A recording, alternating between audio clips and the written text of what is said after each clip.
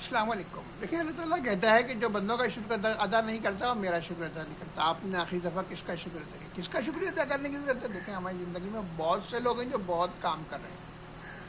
For example آپ کے والدین کا روز شکریہ ادا کریں. والدین کا شکر ادا کرنے کا ایک طریقہ یہ بھی ہے کہ روزانہ ان کے ہاتھ چومیں، ان کے ماتھے کا چومیں، ان کے گالوں میں پیار کریں. والدین کو کا شکریہ ادا کریں، ان کو پیار کریں. اپنی بیگم کا شکریہ ادا کریں. ارے بھائی صبح اس نے اٹھایا شکریہ ادا کریں. آپ کے کپڑے استری ہو کے رکھے ہوئے شکریہ ادا کر دیں. آپ کی پسند کا کھانا پکایا ہے شکریہ ادا کر دیں. آپ کی پسند کا اس کی پسند کا کھانا پکایا ہے شکریہ ادا کر دیں.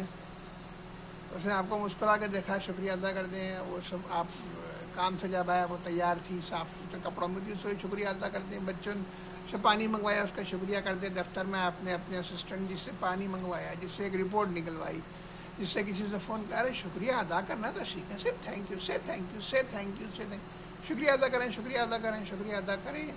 لوگ آپ کا شکریہ ادا کر لیں گے. دیکھیں جب ہم شکریہ ادا کرتے ہیں تو ہمیں احساس ہوتا ہے کہ دوسرا ہمارے کچھ کام کر رہے ہیں، تو پھر آپ بھی ان کے لیے کام کریں. شکر ادا کرنے کی عادت ڈالیں. اللہ تعالیٰ کا شکر ادا کریں. اس نے آپ کو مفت کی ہوا دی ہوئی ہے، جگہ دی ہوئی ہے، آپ واک کر سکتے ہیں. سانس آپ کو شکر ہے آپ کو چھینک آتے ہوئے آپ کی سانس نہیں رک گئی، اور آپ کو پراپر نیند آ رہی ہے، آپ کو پراپر بھوک لگ رہی ہے. تو بھائی یہ سب شکریہ ادا کر لینا. تو شکر ادا کرتے رہیں.